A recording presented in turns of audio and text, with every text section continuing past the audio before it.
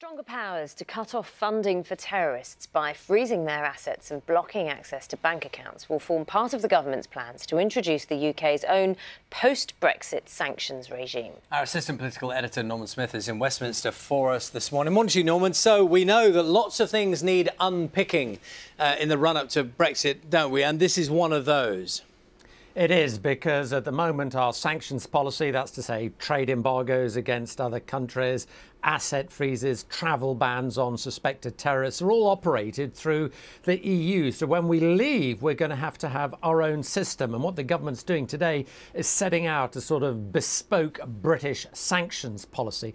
And part of that is to make it easier to freeze the assets of suspected terrorists. In other words, to stop them selling their house or selling their car to raise funds for acts of terrorism. So what they're doing is lowering the threshold at which the government can impose an asset freeze. At the moment, they have to show not only that someone is a suspected terrorist, but they're also a threat to the public. In future, they will simply have to show that they believe someone is a member of a terrorist organisation before they can freeze their assets. So the argument is it will actually make it easier to stop terrorists accessing funds. Norman, for the moment, thank you. You didn't frankly have the balls to put country before party.